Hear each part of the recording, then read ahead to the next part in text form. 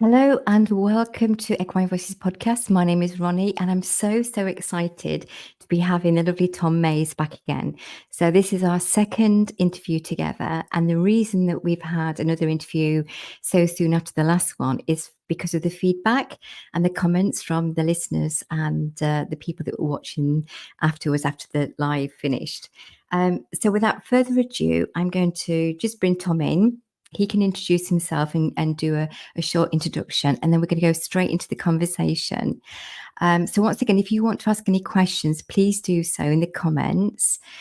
I'll let Tom speak a little while first, and then we'll go into the questions as they come up or when it feels relevant to answer those particular questions. But we will get through them, so don't worry about that. And don't forget, you can watch this live on YouTube. That's Equine Voices UK YouTube, and obviously this page, Facebook. So, okay, without further ado, I shall bring Tom in. Hi, Tom. Hey, Ronnie. Thanks for having me on again. You are so welcome. Would you like to do a little introduction for the people that may not know who you are? And then we'll go straight into the conversation. Sure. I'll do a brief one.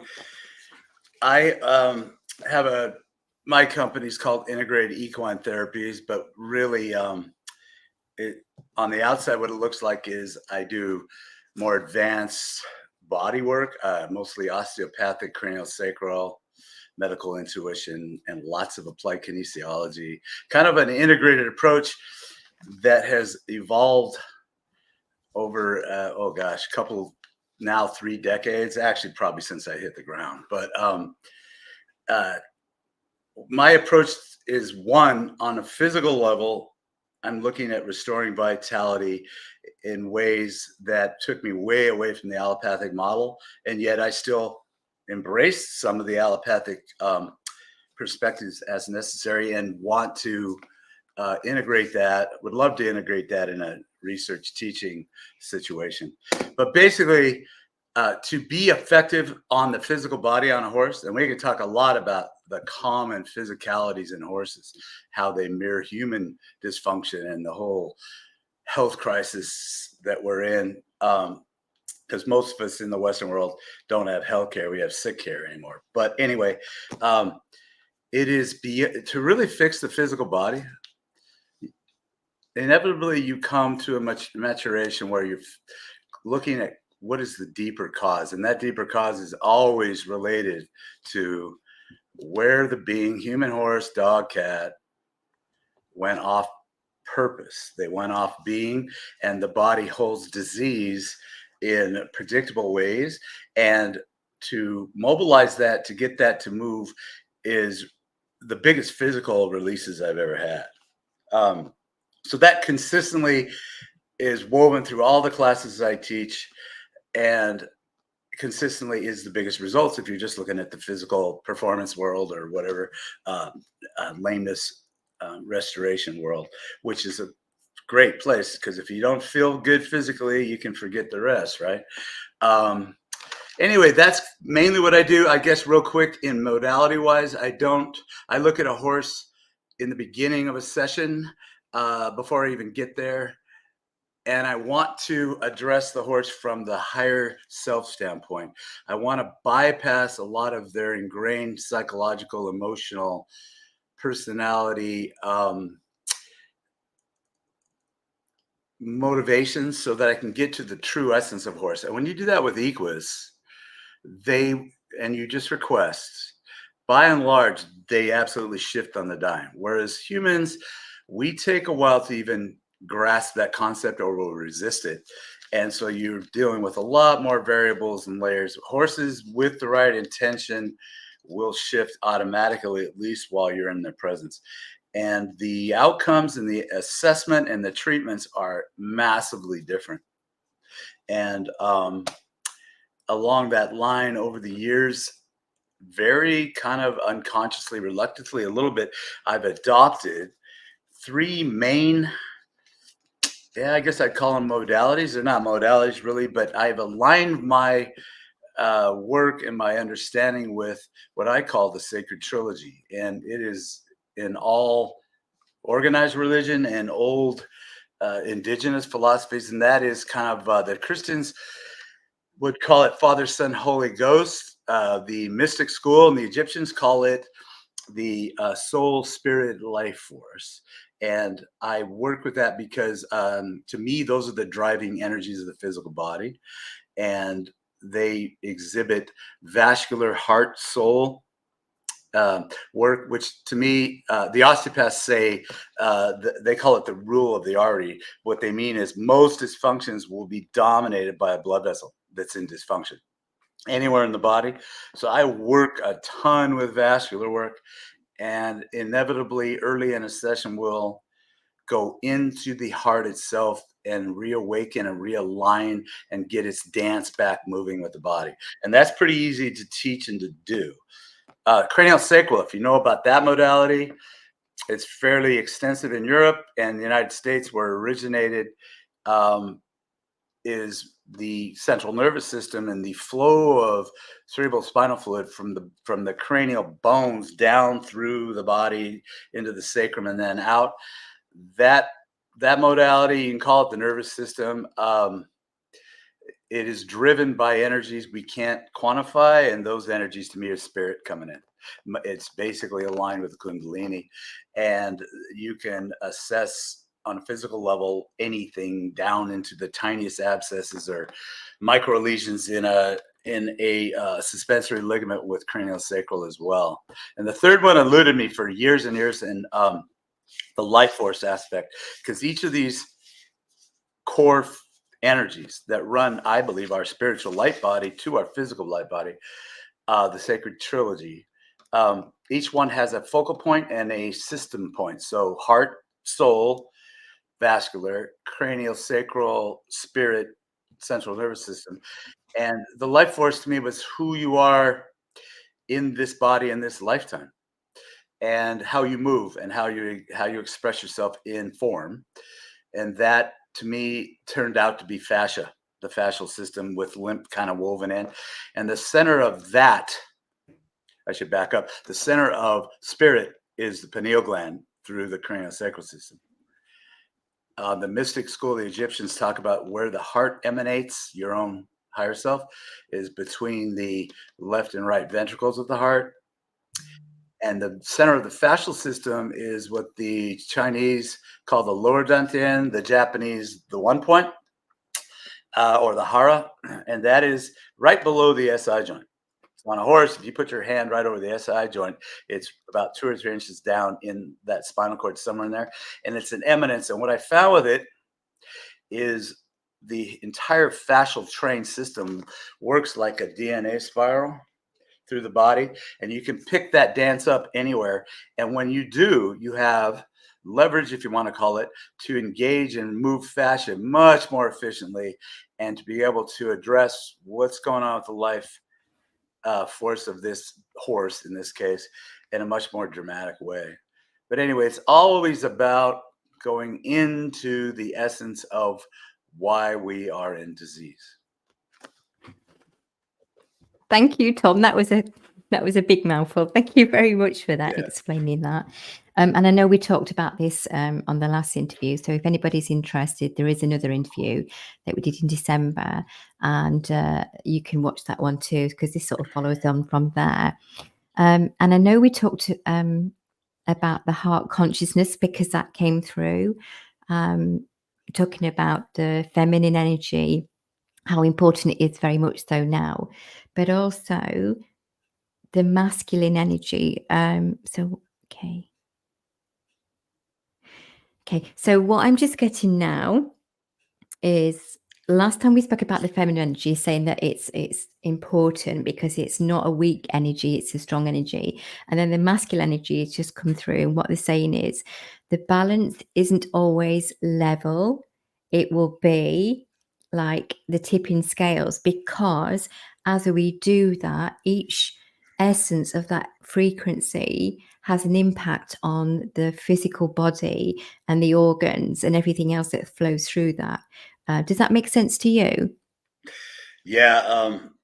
If you can envision a figure eight, and at neutral in just utter just beingness with no intrusion from the outside or inside. The masculine, feminine, and the masculine male are in absolute levelness, balance, but depends on how we need to engage appropriately with the world. Which one steps forward and becomes? I see it as it becomes dominant, and the other one is there. So a great example of that is. Our hands can the thing about real traditional osteopathy, as an example, it's certainly not the only modality that utilizes going in with our hands at all, but it is the most demonstrative and that I can find. And what I mean by that is our hands can go into the body with our intention. It's all about your intention and attention. Always the quality of it, its rate, its flow, do you align with the frequency of the horse, and so on. And it's an innate skill. And why am I bringing that up? Because going into deep tissues allows me or other people access to tissue dysfunction, places of deep emotional cysts, and so on, that you can't really get to otherwise. The only other way to do that is to try to push on the skin, to push on a muscle, to get through the pleural lining if we're going into the lung. And that's extremely male, inappropriate, too aggressive, going to cause restriction and the defensiveness in the horse energy. On the other hand, going back to this balance of male and feminine, it's this divine female energy that allows us to go in this case with our hands, deep, deep down to a dysfunction and engage it, embrace it, see it, feel it just like you were there if you opened it up and you went there, and with precision. And then that evokes a healing, the body itself manifests. It's really not us doing all of it. As a healer on the outside, we engage it and we activate it. We kind of give it, in some cases, no choice but to move into balance. That's the divine feminine, and it's very powerful and can do almost anything. And then as the body responds, you would think it would, as sometimes it will dissipate or unwind. And most people, especially my female students, will want it to just dissolve and transmute or go away and think that was the essence. And the reality is, in general, especially these deep-seated dysfunctions in us, they do the opposite. They come to crescendo. They get more focalized and they get more intense. And in a sense, at first you think you're making it worse. And the reality is you just embrace it with divine feminine energy. And as it comes into total crescendo, there's an automatic switch to be effective to the divine male. And the divine male says, I have you and I see your essence, and it's time for you to be transmuted to beauty and to leave the hold of this body. And at that point, there is a divine a male impulse, nudge that's necessary. And you literally feel the 3D body tissues flutter in your hand. I mean, this is 100 times a session on a horse type of thing. And it's reset. And then you go right back to the divine feminine. And so there's an example of the male intensity should be less time in our time chronology, but very intense at the right moment and in balance with what the divine female energy has awakened. Does that make sense? So yeah. So both parts are important. It's not one or the other. It's obviously you need both parts of it. Mm-hmm. I know on the last chat together, you mentioned that you had to embrace more of the feminine side because yes. You're used to doing it, and so you brought that more into the fold. I had a question, and it's just literally gone. It's just literally gone. Yeah, I mean, really, this concept is so central and so important to healing both ourselves and to each other and to other species, and that because it really asks the question, well, what is disease and what is dysfunction? And there's layers of that. And there's a part of me, comes from the old school and the macho stuff and all that, where if I see a tissue dysfunction, I'm going to go up to it and I'm just going to find out which way it needs moving. I'm just going to blast it out of there. Well, Yeah, you can get away with that for a while, but there's a lot of energy, too much male being used, and in the wrong, it's not in balance and it's not as efficient. So after a while, the most macho people out there become soft to be better at their physical intensity. Um, and what you'll find is that you have to embrace a really dysfunctional situation in a horse's body. You actually dialogue with it, and you dialogue with the horse, and first thing you have to ask the horse is, do you want this? Do you want to keep this? If it's true shadow, the horse will look at you and go, oh my god, no, take care of it for me, take care of it for me, get rid of it. If it's really deep and really intense, especially an emotional memory, traumatic experience or old grief, you need to um, evoke it with divine feminine and awaken it fully. And usually what will happen is it'll be too restricted to get with male energy, strong, intense, whatever kind of manipulation you want to do, direct technique, whatever. And at that point, you need to dialogue with Equus, because the universe is set up such as that here it is. And you'll see horses go, oh my God, you got this up. And I know it's tied to all this pain and this emotion, and it's been here forever. And take care of it for me. I'm all for it. Go ahead. Go ahead. And you look at him and go, that's not how it works. I'd do it if it would. You must now, I'm going to illuminate it for you. And you need to fully go into it with no fear and embrace all of it, and then understand the lesson. And at that moment that they do that, which in a horse is very quick, at least it is for me, and what I kind of ask and bring to the table when I go there, then the tissue starts unwinding, and it takes very little, if any, male intense direct technique to get that. And those are the most profound healings of all. I mean, that's really the central place of clearing the deepest dysfunctions in our physical body. And I run the skeptic hard, and boy, does it sure prove out over the years. So you're facilitating their own healing. So you're highlighting, you're facilitating, and you're enabling and helping where needed. But it's their choice, and it's their own flow that shifts that at the end, isn't it? Is that what you're saying? Yes, and you have to align with that. And Yeah.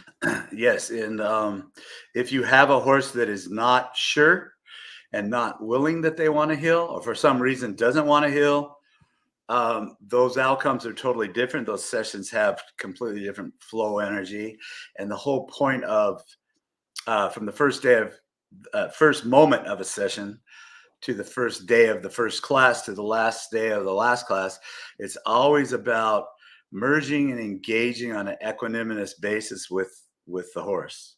And there's techniques to enhance that. A lot of them are right on the cranium. A lot of them are old horse techniques, but it's all about asking them to be fully involved and moving and teaming with the healer, the body worker, whatever you want to call it, in their own session.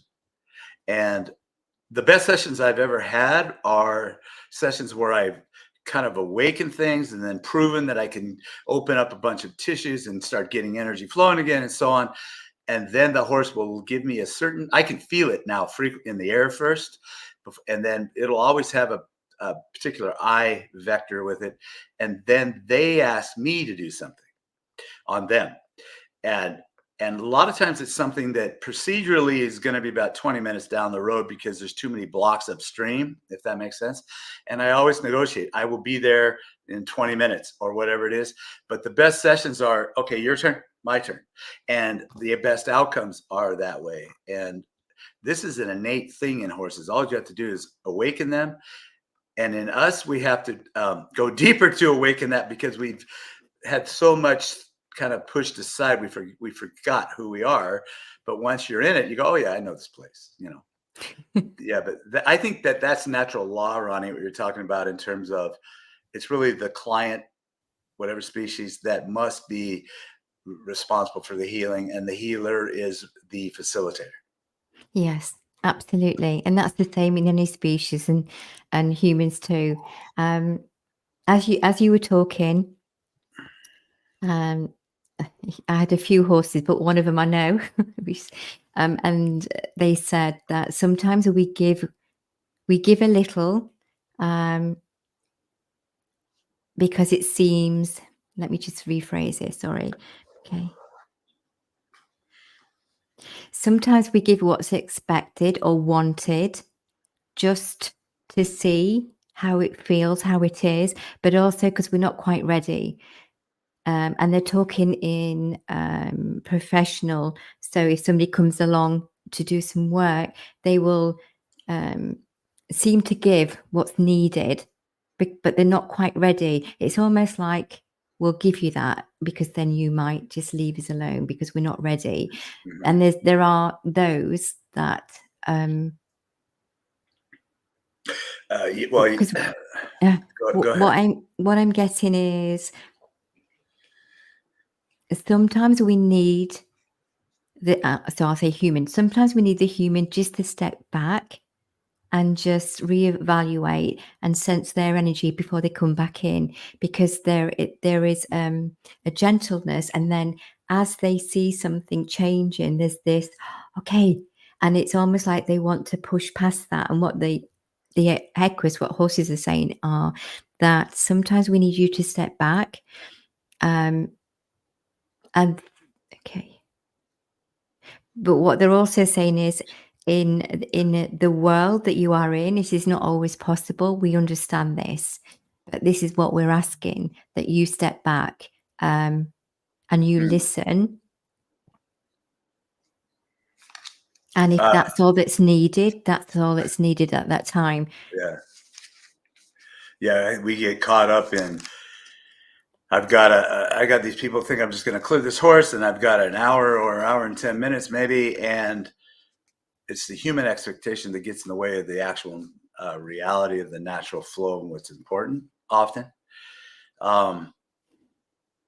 There are horses like that. Now, could you imagine?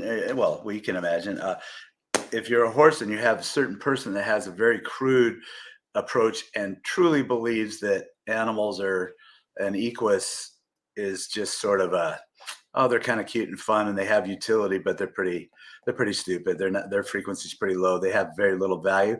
That's very pervasive. And if you're going to get a different result from a very awakened horse with that kind of practitioner's energy, as you are with somebody that knows nothing about moving the body but has an incredible willingness and demeanor and presentation, that person I would bet you would get better results if they attempt to do anything with the horse, because of the frequency match, because of the an awakened horse. There are horses that have been closed off like people, and they require a very delicate approach in their body and back out, and then asking, do you want to go deeper? Are you willing to go deeper? And it's not appropriate just go blast into their issue because you can see it. It's appropriate to chip away at the outside of their defenses to see that if they really want to be immune and invulnerable, the best thing they can do as a horse, just like us, is to fully open and go, okay, I'm in. And it's not allowing, it's being so energized that is your immunity, that is your invulnerability. And yeah, horses are masters, as a general rule, at teaching us how to interface with the world and ourselves. They really are. They're great mirrors for us in our dysfunction, because we first have to embrace ourselves before we do anything else. So, but your download is talking, I think, that often we need to get out of our expectations and look deeper at the reality of the energy that's going on within a session, and be willing to adjust. Yeah, absolutely. So on a wider scale, what happens? So what happens with the communication is quite often when if you explain something to your client and you say this is what the horse is saying or wants to relay to you, Mhm. and they're opening themselves up and they're being vulnerable, and you say, okay, perhaps if you if you could listen to your horse rather than the external. So sometimes if you've got somebody that's having lessons or they've got somebody in and with the best intentions in the world that say, oh, you should be doing this with your horse. What I would say is just listen to your feel, your intuition, and listen to your horse and watch your horse, because your horse knows when you're listening and when you're not. Yep. And if you've had a session, because what happens is with a session, it helps strengthen the pathways between the client, the human, and the horse. Because I'm just a facilitator, and even if they're not sure what's being said or what's going on, they can feel if the horse is happy or not. So you don't have to be a mind reader. They will give subtle suggestions by their body language or by their feel. And if you feel that your horse is not quite ready for something and you honor that and say, okay, I'll step back, I'll stop. It can be sometimes that you doing that changes the scenario, that they'll say, okay, now we'll try it. And it can be literally seconds, or Yes. sometimes it can be that they need longer. And it's just being open to trusting that guidance, that connection that you have, and applying that knowledge to what's going on at that moment. Does that make sense? Yeah. Yes. Yes. It's funny because a lot of our, well, actually, all of our intuitive hits and our interpretations and what we're receiving intuitively, what the horse's demeanor is, and so on, will always have a palpable resonance in the 3D world. Meaning, one of the first things I do is I go up to the under the upper lip of a horse, or most horses. There's some you don't, and I'm looking for the frequency of the energetic frequency of the horse, and it will have an ebb and a flow. And what I'm trying to do is align with that so I can get a feel for where they are, if they're chaotic, if they're unsure. All of that's in my hand as well. And then I just hold it and add energy to it and try to enhance it. Yes, I see where the physical blocks are along the spine to address later and to question and see. But I'm really asking, and I'm having dialogue to bring yourself fully here, who you really are. And I am here in a equanimous fashion. I hold my space and I hold my boundaries, but I'm here in an equanimous fashion to help you become you. This isn't about you just being better at upper level dressage today. It's about you being able to dance who you really are. And when you do that, then you get different approaches and the body responds differently. And if you do not, it's more drudgery. It's more drudgery. That to me is you got to lay the foundation there. And it's not a lot of time in the 3D world. It's a saturation of the right intention and the right approach. That was And brilliant. Yeah. Thank you, Tom. Can I just go back a little bit? You bet. Because for people that didn't catch the last interview, this might be like a little bit, oh, okay, it's going over my head a little bit. And I don't mean that in a rude way. So would you like to explain what mirror is when your horse is mirroring something with the person that's involved with that horse, and explain that? If you just explain that part first. Sure. Mirroring, using that's a pretty good label for it. And that phenomena, and I still call it that a little bit, exists profoundly and exquisitely with human and horses. And there's different levels of it. And it certainly exists with our domestic animals. I believe it exists.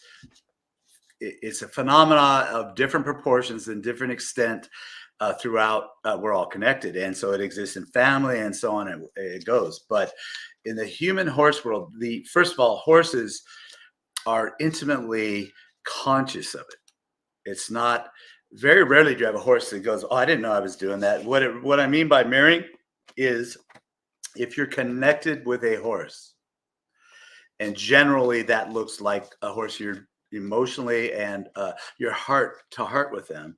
It is not necessarily a horse, however, that you are super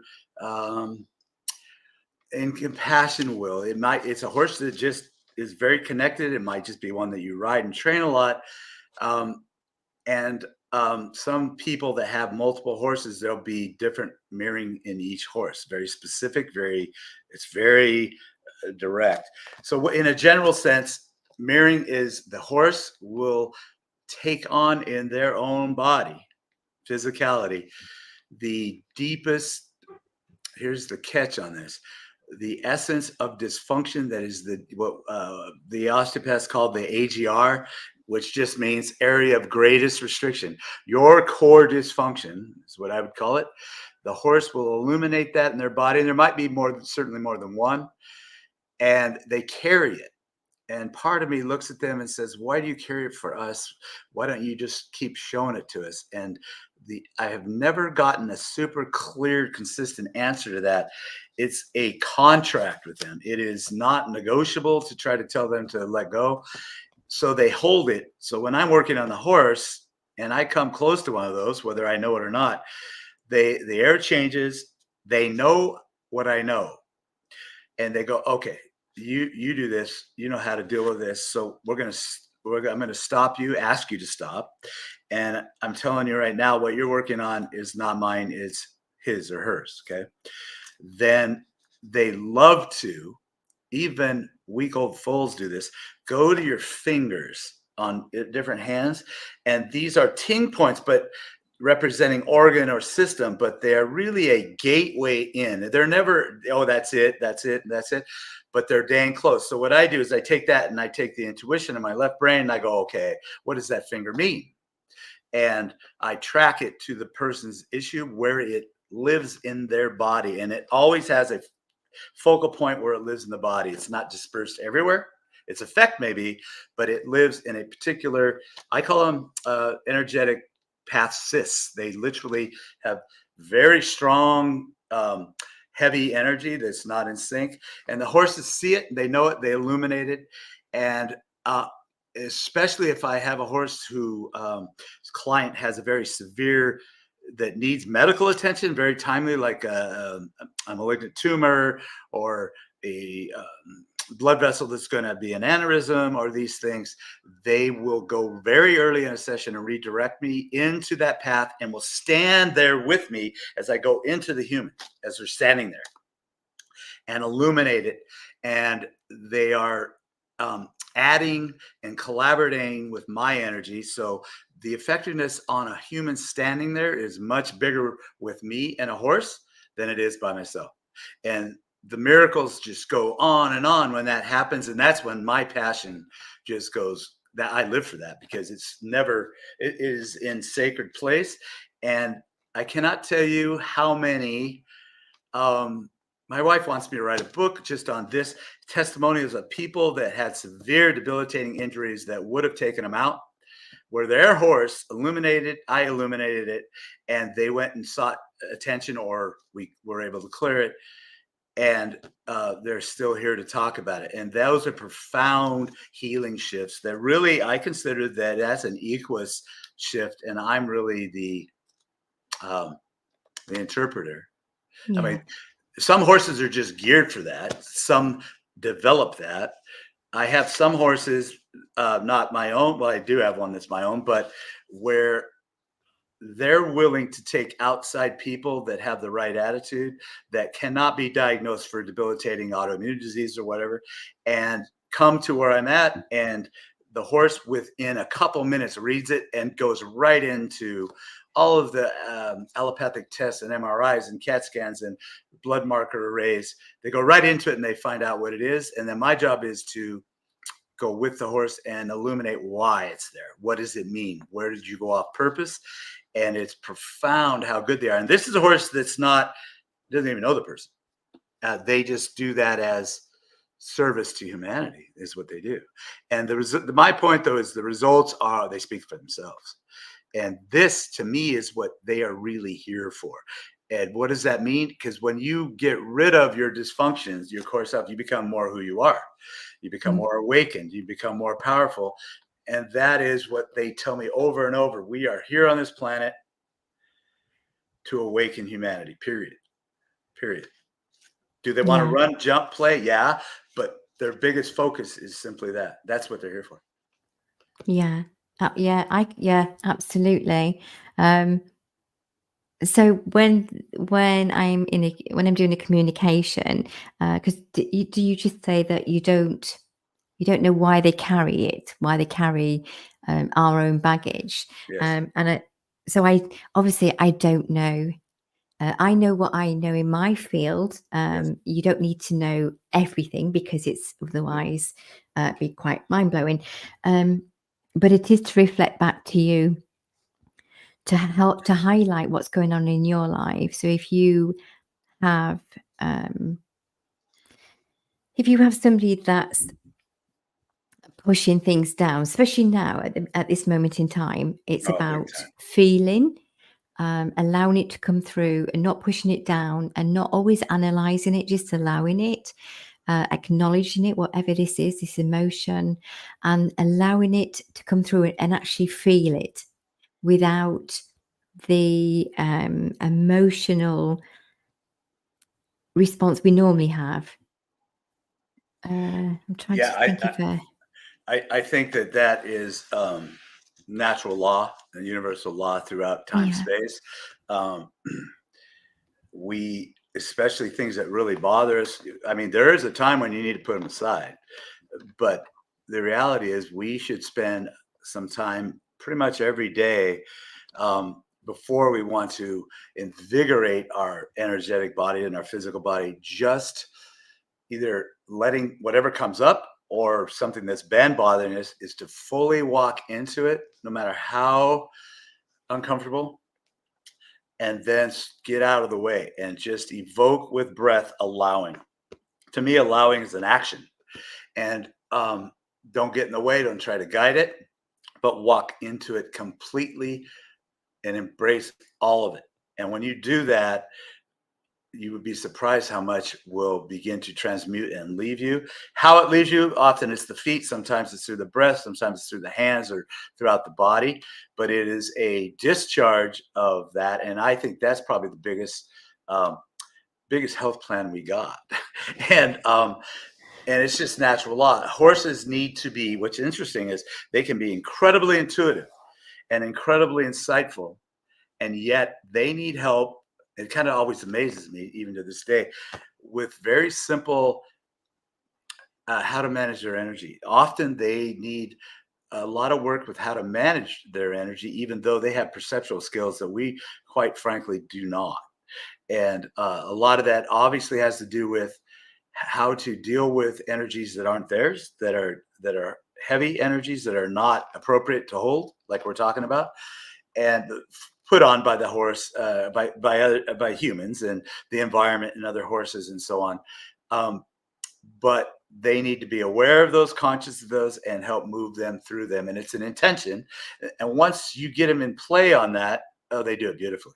And then they can teach others. But why they drop that, it's quite frankly, it's fascinating. They have trouble managing their energy at times. that's interesting. It Yeah, is. I can see that. I can see that, but I didn't realize to what degree. So what was coming through as you were just relaying that back to me was the reason that they want us to be more in touch with ourselves. So this might sound a little bit hairy fairy, and people watching this might think, really? But why they want us to get in touch with ourselves is the more we are aware of our own physical energy, what thoughts do, how diseases are formed, how imbalances are created, the more we are aware of that, the more we are able to find tools to help with that situation. And as we become fine tuned, and when I'm saying aware, it's your senses become more widened, but you don't have to be still to feel that. It starts to be naturally in your day to day. So your senses can be heightened if you're busy doing something. It's almost like they've got a direct link, or your energy's got a direct link saying, are you listening? This is going on. And the more aware of that we are about ourselves, the more aware instantly, quicker we can be with the animals and people around us, but also to not absorb what we don't need to. And that's very important. Yes. This is part of what they're not just here to teach us lessons. They're not here for our benefit, just for that. You know, they're here to experience their own lives too. They have their own destiny, and they have things to fulfill themselves. But that's what's coming through is the more aware you are of you, the more aware you are of me. The less Yeah. you need to ask, because I will know, you will feel, it will be. You won't need to ask, it will just be. And that goes to riding, to physical things. There'll be a time when we don't need to ask, it will just be there, but we're not at that place yet. Because we have to work through it. As much as we want to be there, we won't have learnt. You can't miss the alphabet. You've got to go through the alphabet. You can't miss it, because each letter is important. Each point is important. Yeah. And yet, using the analogy of the alphabet, many of us came in knowing the alphabet very well in metaphorically. So I think most of the work that we do, or I do, especially with students, is to help them remember. Mm. And they already have these innate abilities, and they need to connect with their deeper selves and just feelings of awesomeness, if you will. And when you do that on the inside, you cannot not do that on the outside, and the world around you cannot not feel it. And when you're in a natural setting, it's been proven, even with our modern day diagnostic machines, the trees, the shrubs, if you want to do it to a bird or whatever, they all respond to your feelings of flow, of beauty, of compassion, of love, and they shift as well. The trees have been known real easily to respond to people's intention and thought patterns and emotional states quite perfectly. And just the intention of harming a tree will shift its electrical frequency on the spot. And there's lots of studies out there showing that. But it's this connection. And that begs the question, well, we try to close off to protect ourselves. We're taught to close off, to withdraw. And the reality is, well, that might be true in a very acute situation, short term. But if you are venturing into the world and you're out there, you need to feel and be yourself in compassionate flow. And that, to me, is a true physical immunity. And I'm sure that the ability to deal with parasites and vectors and viruses and that goes way up when you're in that state of mind. And that's our natural state of mind. The problem is we only hit it intermittently, and where we're moving as a species is we live there almost completely. That's our inheritance. That's who we are, and it's our birthright. And what I say to people is, who are you not to do that? Because we come to this so much with I'm not good enough, and that belief, we need to get rid of that belief over all of them. And I just see all the yeah, that's coming up. The darker, aggressive energies out there are really so far lost. They just want to feel that so much that they're aggravated, and all their internal manipulation and parasitic actions, all based on them trying to restore themselves to what I'm just talking about. And that, to me, that's what healing really is, you know. Yeah. And the physical body responds and dances and becomes immune and able to withstand more and more physicality and even more toxicity in this toxic world, you know, which we got to Yeah. have right now. Yeah. It's funny. I was talking to somebody the other day, because I said to you that I recently moved, and it was on the cards, and it's something that I've been asking for.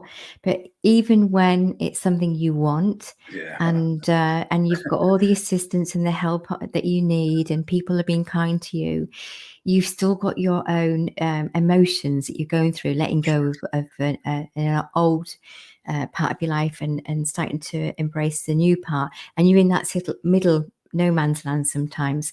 We're still human. Yeah, but I was explaining something.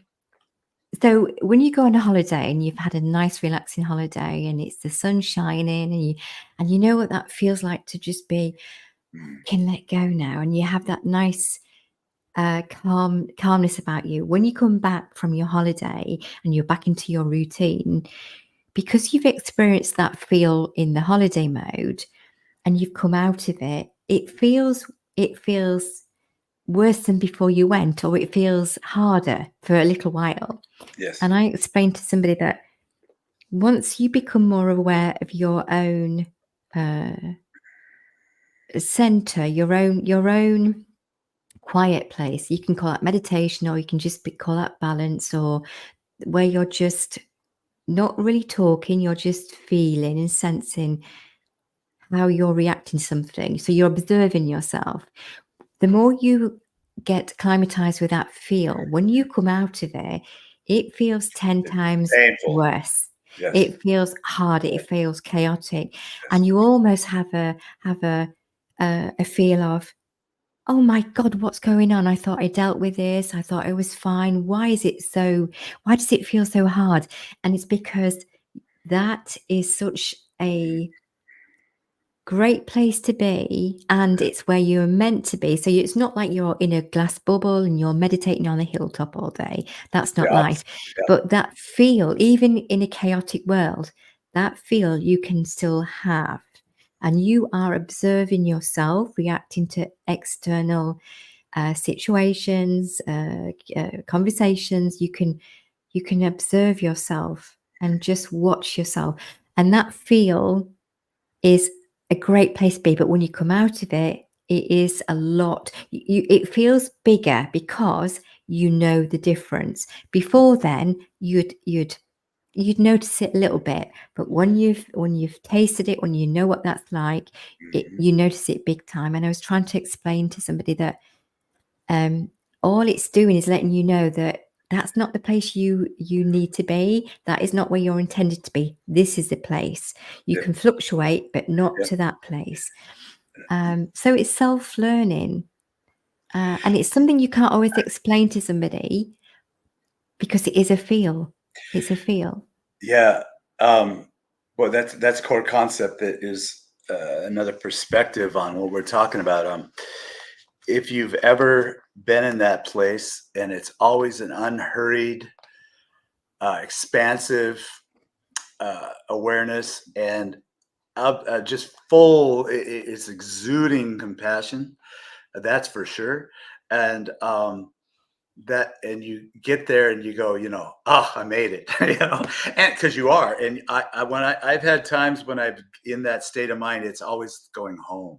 It just feels, it isn't a new place. It's just, oh yeah, that's what I'm, or it's being in your true self is extremely powerful, extremely balanced with the divine feminine, the divine male. It's very effective on both ends of that spectrum, and it's all about being in love and being in service, if you will, and being perceptual to see negativity coming, and nothing really bothers you.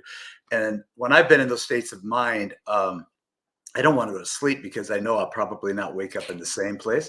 And then you get the feelings of, I'm not good enough because I can't stay there. Well, you have to lose that. But once you taste that place, truly, and I've from what I've seen in my studies of lots and lots of people teaching over the years, both in the healing arts and in the educational system, most people have never quite touched their true place in this lifetime, and they've come close.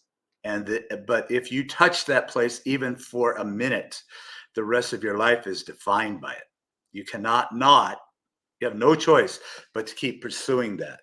You can go off track with that choice with logistical needs, but everything's determined by it. Then the other side of that is I'll take students through a quick visualization in many classes where I ask them to find a time when they felt, and I kind of evoke that, close to this feeling, or most of it, or some of them certainly have. And the closest they can get, what I want them to do is get a sense, an essence of that feeling, even though they're not there, even if they've been there, and hold it. The minute they do that, that entrains their body to run that frequency at a level that's not really high amplitude, but it makes massive differences in their ability to then go out on horses and to put their hands on horses and to help that horse to move. So the first thing I ask students and myself is to align with that frequency, even on days when, like, man, I'm out of it, I don't have it. You'd be surprised if you evoke the frequency and you get out of the way, you come back in to at least a functional level. And I'm asking the same of Equus. I'm asking them to their higher self to come in, and we're going for the deeper true meaning of why we're here and what's going on. And that is, to me, the core essence of that, of any healing session, of any healer in any modality throughout time that was really good. You have to have this. You just got to have what is, and it's our inheritance. Yeah, absolutely. Thank you. That was very well explained.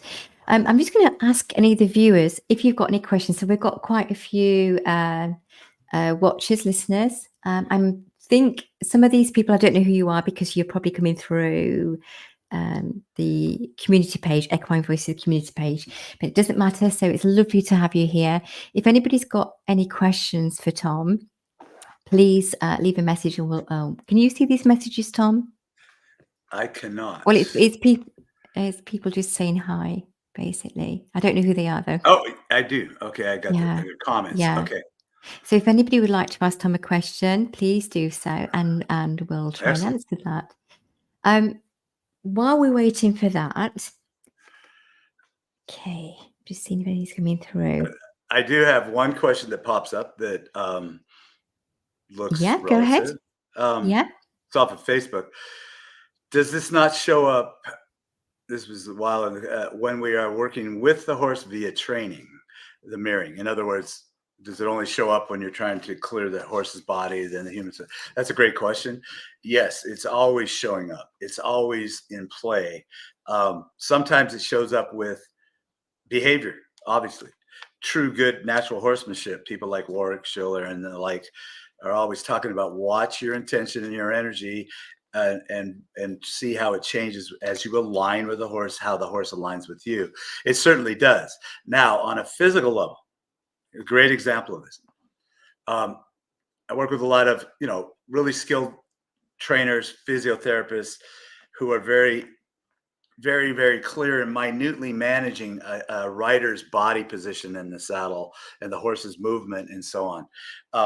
And one of the things you'll find, we're talking about mirroring as well, is let's pretend we have a horse that's completely cleared, and we have a owner that has a twisted pelvis from injury or some intestinal issue or whatever, and their pelvis sits lower, and so they seat lower, and it's very obvious you're going to have a riding biodynamic situation there that you're going to have to try to mitigate and so on. That's one level. That's not the highest level. Let's pretend the owner's been worked with structurally and they're pretty aligned, but they have a liver problem and they have a lung grief problem and they have a jaw problem. Let's just do that one. And we have a horse that we cleared really well, like an hour before. And I do these sometimes at expos to illuminate this. The minute their owner, has to be their owner, it won't work if the person's, it's not a horse they're connected to, touches that horse, let alone gets in the saddle, those organs, if they're deep core issues in the human, immediately go and spasm on the horse. So now the horse can't move. And the exact same, I can predict exactly what's going to go on here. And if it's the jaw that's in dysfunction, the ilium and the hip on that side is going to be in dysfunction. So, and that's real easy to illuminate. And this is an aspect of the physical biomechanics of a core issue in a human reflecting right into the horse. And before you go any further, there are times where it goes to the human from the horse. There are times when commonly a person goes out and buys a new horse, and that'd be damned if that horse doesn't come with the same issues the person already had. And or acquires it. There's many times when I've had clients where their horses always have these debilitating specific dysfunctions, and then they sell the horse and they don't listen and they don't listen. They get a new horse. They ask me to come and clear it, da da da da. And then you give it a 3 or 4 or 5 months, up the horse came up with the exact same symptomology, exact same thing. Why? Because they're mirroring what's coming through the human, and it's a sacred thing. It is just the phenomena that is. I like to illuminate it, to find traction, and to give Equus voice. And all of us can do that. All of us do that at different levels. And I just encourage you to play. I do like finding verification for it on multiple levels because it helps us to, well, for one, to see and believe. The native peoples over here all have a saying, and it's saying no matter how woo something is, it has to grow corn. And corn in the native world, unlike the GMO world now, is a great symbol for blessings of life and food and abundance. So it has to have traction in the 3D world. And so I totally agreed.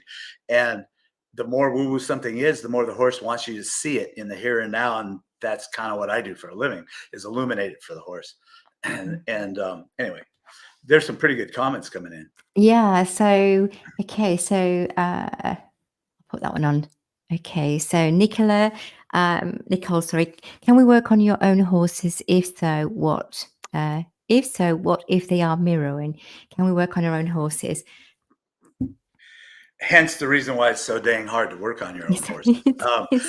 And we have so much emotion with it. That is a phenomena that's true even in the Hippocratic Oath that most medical doctors take. There is a section in there that talks about thou shalt not work on their own family. They don't mean it like an absolute, but they're even aware that, geez, these are just not good outcomes for some reason. And really, I don't have a mastery on why that is. I just know that what your expectations are with your own horse can often be skewed and muddled. I would say muddled, like a muddy pond or a muddy lake. And however, if one day everything feels clear, those are the best sessions I've ever had with my own horses coming in and saying, okay, let's get down to business now. And it's not that you can't have profound healing. It doesn't mean that, but it's just, there's too many layers to go through without some intermediate help for most of us to be effective and not frustrated. And other than that, I don't have the greatest answers for that other than try to find a way to get out of your own way and get into your core and get them in your core. And then that's when it happens. Well, we always have an agenda, even if we don't think we do. And I'm talking about personal experience, my own. Even doing what I do, it's harder with your own because your emotions are there. I mean, my own horse has shown me when I'm totally not in my emotions. And it was funny. This was a few years ago. I think I'd been at work, and it was in the evening. It was dark, and she was at the bottom of the field, and I was, I still poop it when it's dark because that's my grounding. I can just switch off from work, and I wanted her to come down. I was thinking she'd come down, and I was like, why won't she come down? So I started to walk up to her, and she just stood there staring at me in the distance, and I could just see a little ears because it was dark. And I was thinking, why won't you just come down, Toots? And then I could feel this. I was feeling agitated, and I just want to give you a hug. Why won't you come down? And basically, what she was saying is, I can see your sparks from here, girl. Don't come near. But she wasn't saying that. But that's what she's saying. No, you need to offload first. And I was poo picking, and I was getting. So there's a great example, right? Yeah. And I was walking around, and then as soon as I realized, because I talked to myself a lot and I analyzed what's going on, as soon as I realized that's what it was, this I just let go, and I went, and she walked down. She walked down And the there, field. there is the proof in the pudding. Yeah. So See, and that begs another thing that we had talked about before on our own, and that is um, whatever you learn and you begin to acquire mastery of or not, and it's important to you, the horses know it. And how they know it, they're connected to this, hell, I would just call it the collective, the equine collective. And if you embrace being clear and clearing your energy, of course she's going to call you on it. And so working with your own horse, you have to be open to going, what is she really? Why are they being standoffish right now? Why are they not? Because if they won't let you in on them physically, they're probably being standoffish, even if you're touching them. So they're they're they're not easy teachers all the time. They're gonna call you on your stuff, and that's why you have to be open to, okay, what is my stuff, and be open to them, and just be aware of what they're trying to tell you. But on an other way of proving that, it the first time I learned blood, and this now is true with every student I've ever seen, at least on the advanced level, when they learn a big, huge, different, hugely effective physical technique, like how to unwind blood vessel spasms, because they're incredibly powerful and debilitating. I remember learning it and coming back from the osteo class and going, I don't know how I'm going to do this on horses, because my training is on people and dogs, or something, mostly human osteo, and applying it to the horse is not always straightforward. So I come back after, I don't know, 5-6 days away, and I have horses right away, and I go to these horses and I'm doing my normal thing, and there was a medical intuitive there by the name of Mary Argo, who would shadow me in those days. And she says, this horse wants you to do the subclavian artery. And I'm like, Mary, where's the subclavian artery? She says, I have no idea. The horse automatically says, no, you're not getting a pass on this. We want you to learn this blood. We're probably the ones that sent you to the class in the first place. And they knew that I knew the blood, well, at least at a level that was good enough to go in. It's the try that matters. And they do that over and over and over. You go learn anything deep or a meditative technique or whatever. If it's profound, they're going to know it, and they're going to nudge you, maybe not so comfortably sometimes, to bring it up, bring yourself forward, step into your light, and go into where you're uncomfortable, but where you need to be. And they do it for a living. That's what they do. thank you, Tom. I'm just going to pop up. So this is Sally Spencer. What you've described here, the mirroring in the course of groundwork exercise and how found occurs as running frequency through my body, and the horse receives this and makes an effort accordingly. I find this possibility comes to me first. I run the energy and the horse does the same. This is in the moment, of course. So I'm reading this out loud for the benefit of the audio afterwards. So that core issue takes form. So I am asking your feeling on intention in the creating, the feeling in the self, and the horse responds by doing the same. What are your experiences on this? I'm not very good at reading long paragraphs. Yeah, that to me is merging with the horse, aligning frequencies, intention, and sending it, and it works. Distance is not the limiting factor here. I just, in my work, am doing it really from the inside out. I'm going into the body. This is really the same thing. It's the same thing on the outside of the body. You're asking for dynamic, gross motor movement, but it's about this aligning of frequency, and you initiate it sometimes, and sometimes the horse initiates it. And so how it's a dance. It's a sacred dance. And yeah, it's the same. I see it the same thing, and it feels the same. And where I still really run doubt, and I don't know why, I just don't go there a lot, is working on horses at a distance. And the distance I'm talking about, not just full distance, I'm in my house and they're across the world, but like if there'll be wild Mustangs out here where we are, and I'll be out riding. Multiple times this has happened, and I keep getting they're in my flow. They're in my flow, but they're 200-300 yards away.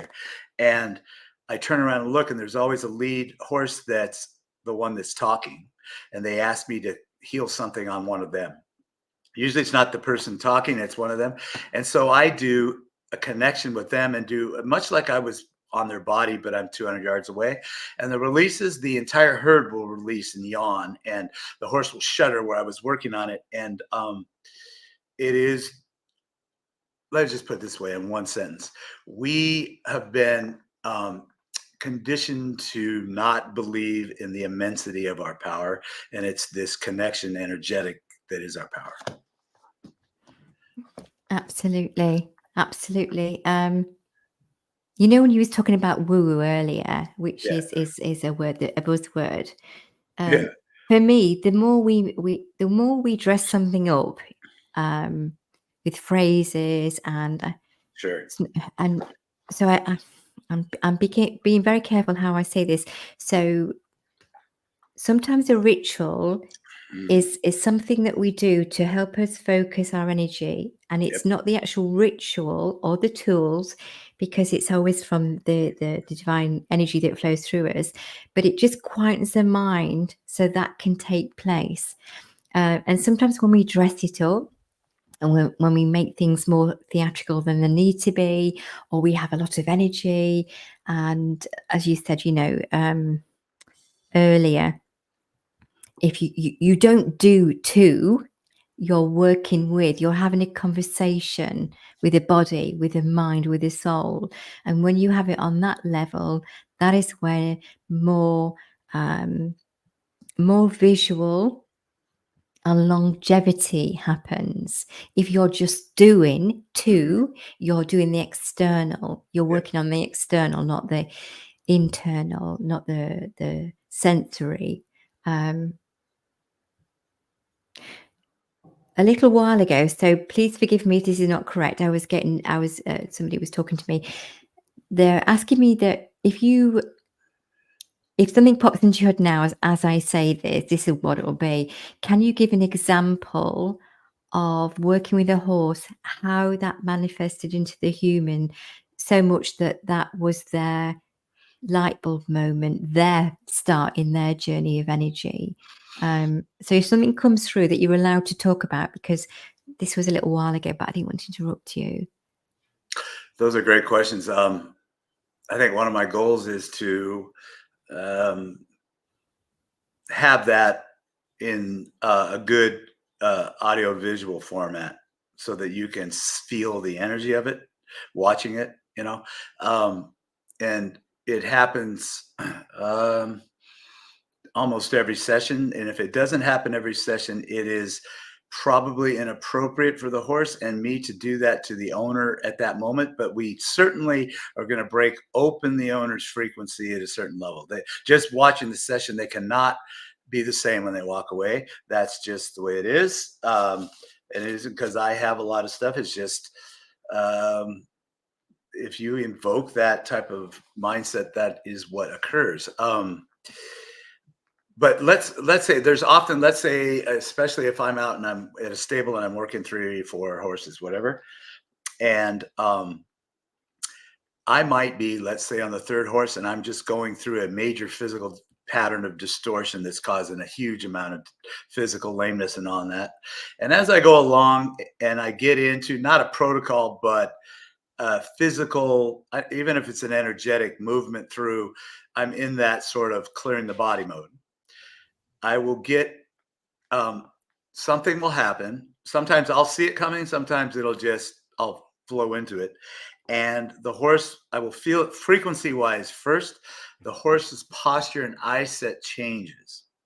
And that's my clue and their clue to me that we need to shift the focus of this session to where it really belongs. And this deep thing that you just touched in me, being the horse, let's go find it in the human. So I already have an idea where it is. So what I would say is, if you're interested in that, see how Equus will talk to you. On Facebook a while back, I posted a little bit of a description on these fingers because it's a great interface. It's an intuitive physical interface that you can get verification on, where you might get some, not just organ systems that are in dysfunction, they're illuminating, but that's fine sometimes by itself. But what kind of emotion or dysfunction may be there, or where is the real issue here? So anyway, I'll be working on a horse, and something will, the energy, the ground literally changes, and the frequency stills, and then they'll tell me it's about the human. In the old days, I wasn't sure who they were talking about, and then they will come to my finger or not. And then I will look at them with my intention, and I'll either I usually voice it because I want the person to be involved, and say, who are you talking about? So for instance, if they come to, let me just say, they came to this thumb on my, and if they do that, I offer all 10 fingers so they can do left and right, giving me more information. So if they come to my right thumb, I will say to them, and they'll touch it, not usually sometimes more than one finger, but that's it. They're not looking for carrots, they're not looking for treats. They're communicating with the energy of the thumb. You go, yeah? Okay. Then my job is to say, well, whom are you talking about? Because there have been times when they've said, I'm talking about you. I want to give back to you, and I want you to see it. There's been, certainly, and you got to be open to it. And if there's somebody watching that's really in trouble physically, they may be talking about a bystander, because I frequently have lots of people watching. Anyway, it's usually the owner. So at that point, I walk over to the owner. The horse always follows, and I go up to the owner. In this case, I would go to let's say her right lung. So I may ask the owner to do the same. The horse will duplicate the right thumb. Okay.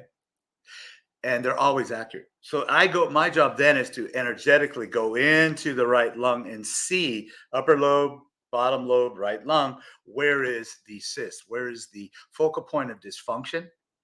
And then what I do is I go into that, and the horse is going in with me energetically through, I believe, their eyes. That would be, I'm not looking at the horse, so I really should see my own video. And they're with me, though. I can tell you that energetically, our frequencies are exponential than individual. And I go into that, and I illuminate that, and I awaken it. And it's usually a shadow. The person's often going, well, I didn't even know I had that there. And then I say, well, was there a trauma here or something? Sometimes it's not a physical trauma. And then I'll get intuitive information. And then that's when it comes in really clear, because it's as if I'm right there with it. And often I will get, I may get a time frame, go back. Very, very common will be, and my wife in craniosacral and other people that do the emotional work say the same, 3 years old or 7 years old. They tend to be some sort of switching times in our lives as we're growing up. And when I get 3, now sometimes I'll go, is that 3 years ago or 3 years? 3 years old. It's usually 3. And I take them back to that time. Now I have a hold of the energy of it.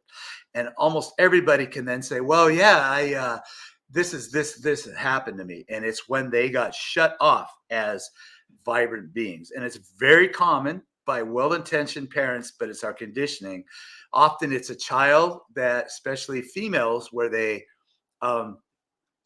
start talking about grandpa who passed, where he comes to see them at night, and they voice it, and they're adamant about that it's real. And grandma or mom goes, shut your mouth, child. You can't be talking like that, because we still have the history of, you can't have children talking like that. The whole family's going to get in trouble or burned at the stake. So at that point in the modern world, those days are somewhat over, at least in that covert way. I illuminate this energy and ask them to go into it and fully embrace it. And the horse goes in with me. Sometimes the horse will go in and breathe into it and pull out with me. Even people who are not open to energy, when the horse does that, it's as if they cannot do anything but go forward through it. Their horse is awakening them in an hour session, massive dimensional levels, and they stepped into something and they just go with it. And the horse, I hate to use the word, but they sell this whole thing. Pay attention to this, stay with this. If you really want to be close to me, be close to you.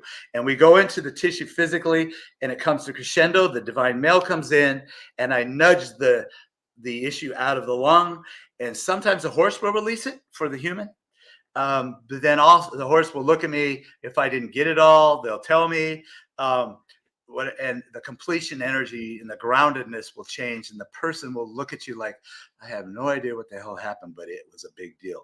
And they usually come back and say, thank you so much for doing this and this and this. And then I go, well, you should thank your horse, because it was really the horse. I was the facilitator. And that's the truth, But I hope that sort of gives you a flow. I may be working on it, something, or wanting to illuminate a deep issue. The horse will transfer the issue, that the focus is on the human. Now, sometimes if the person's not open to it, you're not going to go in and move their lung issue. Okay.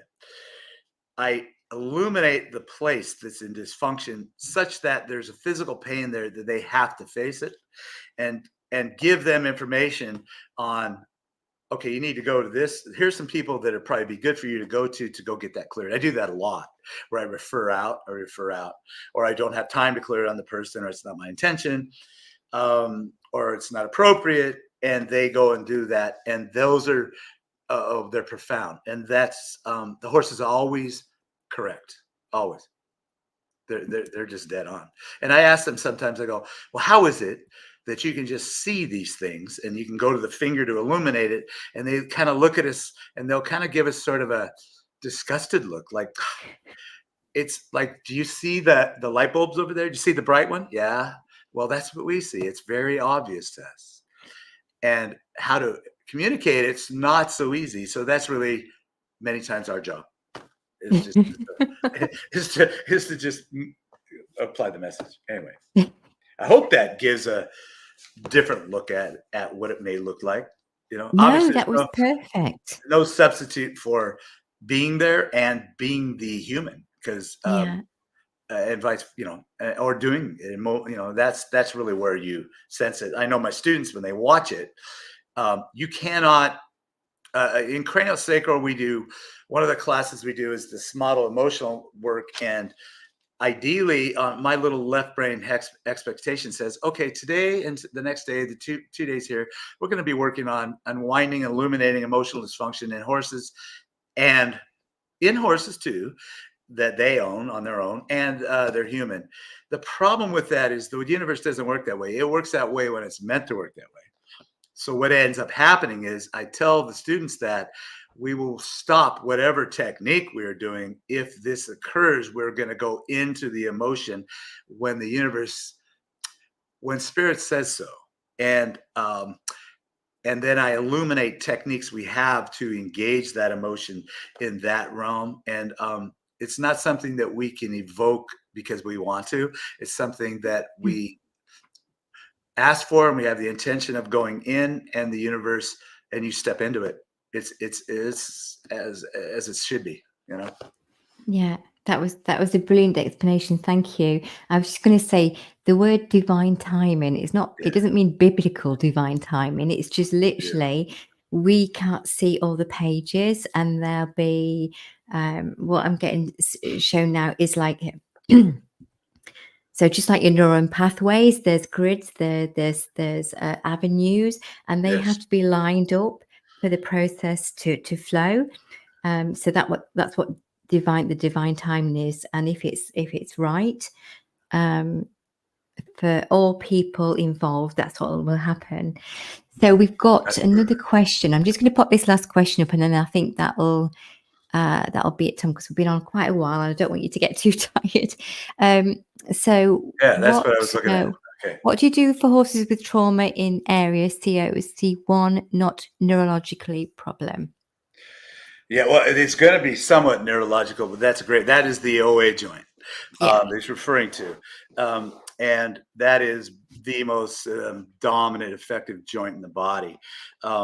Disruptions in that joint with the atlas and so on.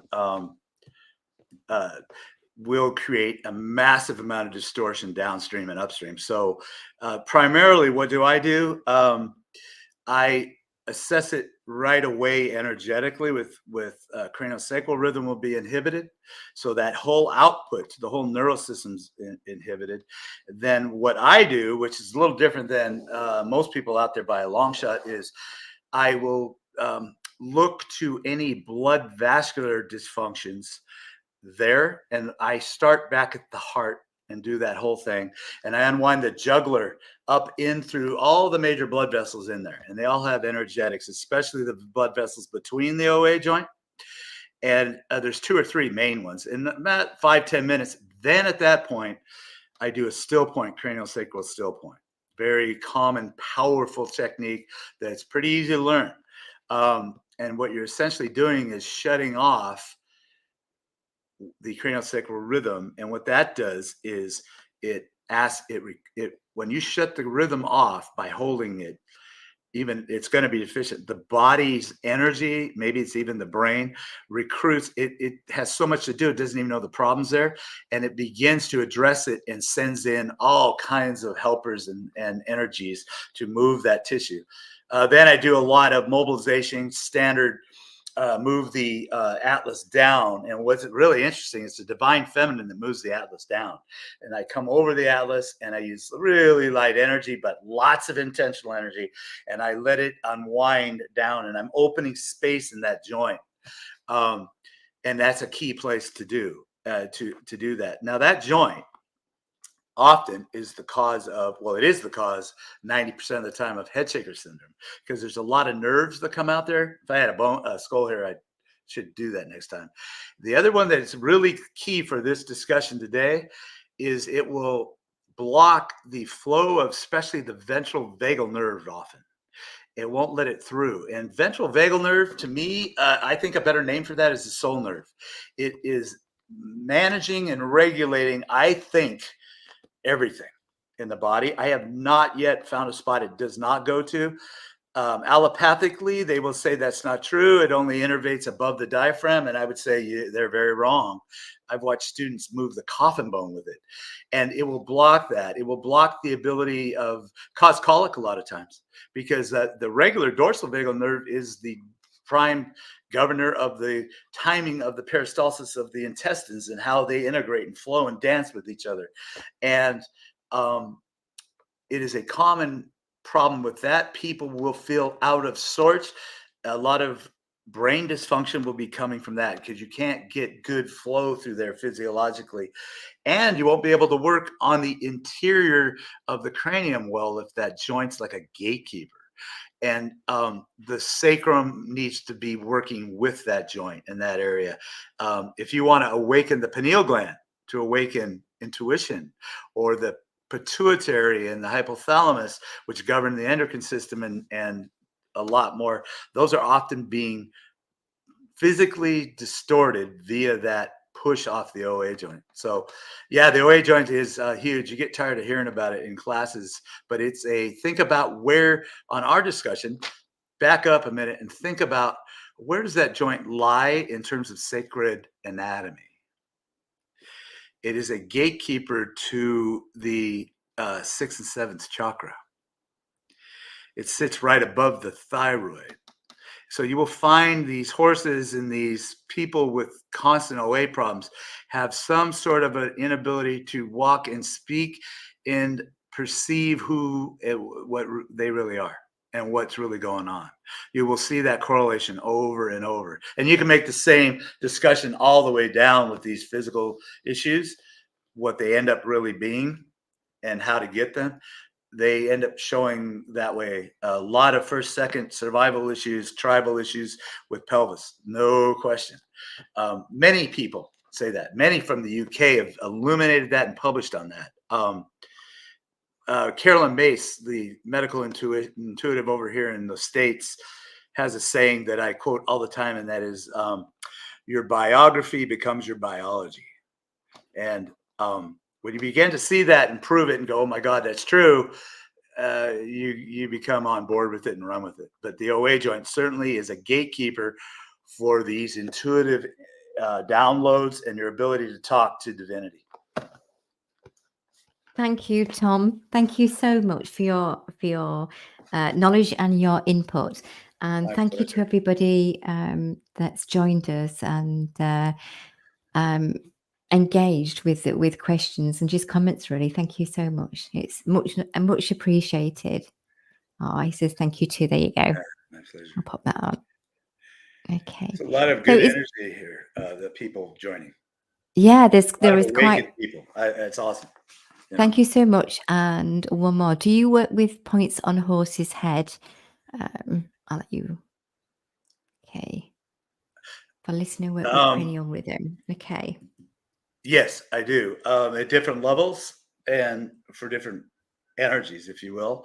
The craniosacral rhythm is certainly one of the biggest ones because wherever it's deficient, there is deficiency. I utilize certain acupoints as well, absolutely, and or acupoint kind of reset point combos, like the upper lip, for instance. Well, that has in it the GV26 there, which is a potent point for the governing vessel. But grabbing or touching and engaging the upper palate, whether above the lip or underneath, is preferred. It's touching cranial nerve 1, which is the olfactory nerve, which goes right into the limbic brain. But it, for some reason, is the interface where the horse first touches the world and tastes the world, if you will. And so you can engage the frequency of the horse there a lot. The yin tang point, I use that a ton.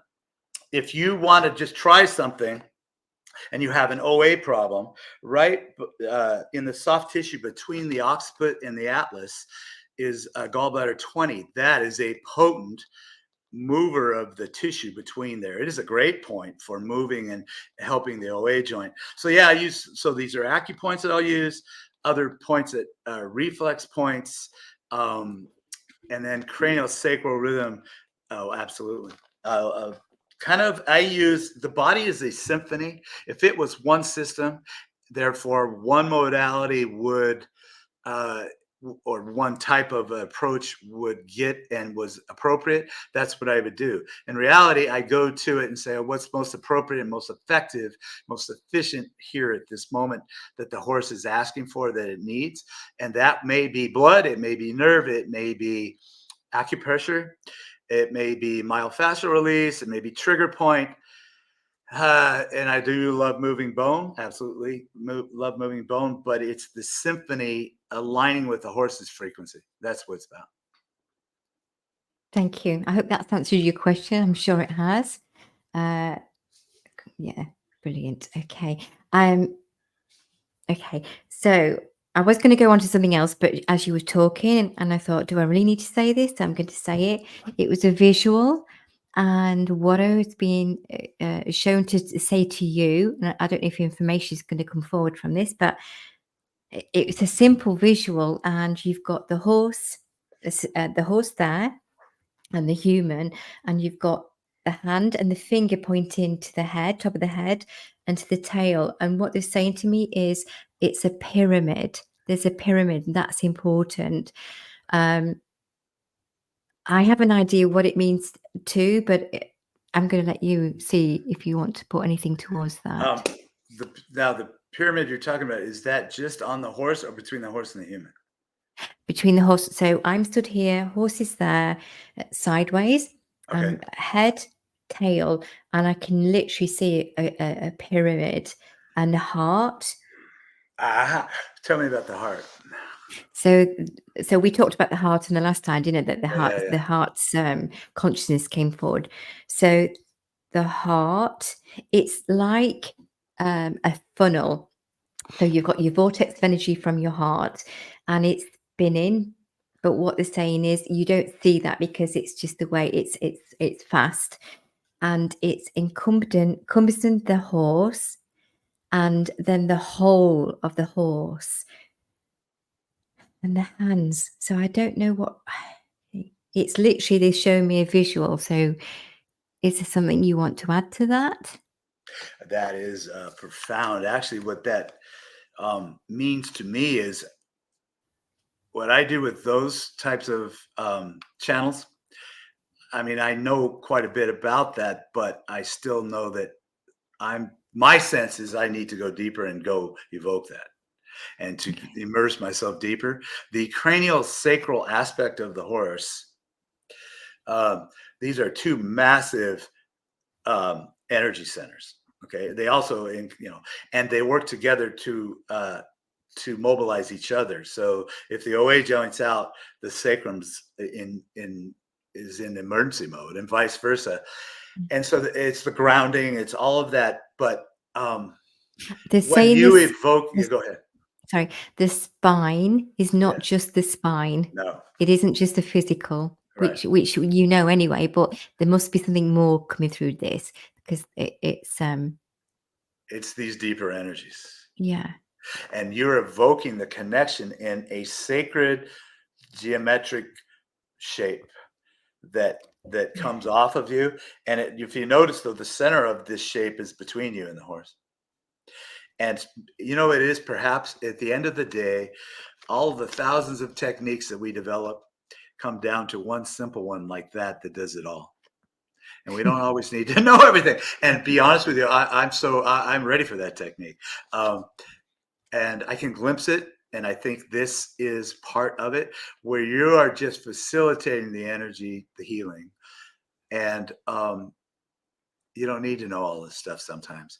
But I would encourage people to try that. If you can reach the horse's sacrum and head, you can do it energetically. But the problem with horses, they're usually too long, and you'd have to be touching them with your chest to be able to do that, even if you can. Mm. Or you could, I often put my hand under the halter and pull them around to where I can get to the sacrum. But when you do that, you're distorting the energy a little. So this craniosacral rhythm is dysfunction, but I would say just evoke it and see what happens. That's the beauty of this, is you don't need to have gone through all these classes. You can try certain things that you're meant to do, and everybody has their own gifts and style and input. And everybody, like, when they come through my classes, the first thing I tell them is, I am not cloning you. I'm giving you techniques to enhance Mm. your benevolent skill set. And I always get them they get themselves further along when they embrace themselves and go into it and integrate my technique to theirs and make it Mm. theirs. And this is one that I think I need to play with. Okay. So somebody's just put, somebody's just said it's the body's memory, which goes with something else that came through. I want to know, is that Pat that's just made that last comment? And if it is, I understand what the vision is as well. So if that's you, Pat, can you let me know? If it isn't Pat, then I apologize. Yeah. There was more that came through, but I yeah, think I think you're doing is illuminating a the way energy wants to interface in a way that's probably more efficient in many ways. And I know connecting heart to heart with Equus, I do. You could do a couple podcasts just on that and its effectiveness in the 3D world. But the body definitely stores everything, the memory of mm. it, and in So the the heart, memory that's and in coming the forward is, heart is access to the Akashic record. And yeah. so when a lot of many times when the body's unwinding, like even a bone, if you evoke the bone to go, not in a chiropractic high impulse, high velocity, but you're ready. I've gotten bone doesn't move, and now it's ready to move. And I find out which way it doesn't want to move, and then I barely engage it. It unwinds its way it got traumatized in reverse order, and then and it clunks Yeah. in. And Oh, it's a huge memory. It's massive. The osteopaths call it the intelligence of the inner physician. yeah. I just got goosebumps then, and my awareness is telling me I need to introduce you to somebody. Whether you match each other or, but it's interesting because this is what she's been saying for a long time. The horse that we see, is not actually how they are. Yep. The physical, how we perceive them with our eyes, is not how energetically they are. They are quite different. And this is something to do with what they've just shown me there. But that's another podcast. So this has been great. It's been so Yeah. lovely having you back, Tom. And as you were talking, even me, sometimes it's like, if I'm listening with my mind, not this, it's like, oh crikey, I'm trying to absorb this. When I switch off that bit, I Yes. can feel it. I know that makes sense to you. Yeah. So if there's people out there that's heard this conversation or seen us talking and listened to Tom, if you're not sure about something, please reach out and you can send me a message or you can contact Tom. All his details are on tagged to this interview, and he'll be more than happy to get back to you. Yeah. If there's something specific from this interview that you'd like a bit more information on, then again, get in touch with either Tom or myself. Is there any parting words that you'd like to say before we say goodbye?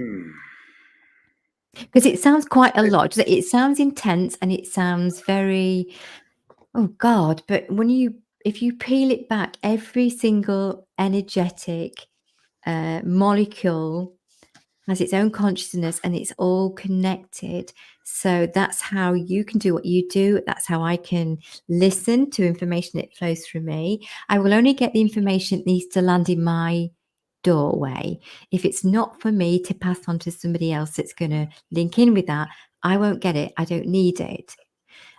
So the information that flows from anybody is relevant to you and whoever you come in contact with. That's the beauty of it. Yeah.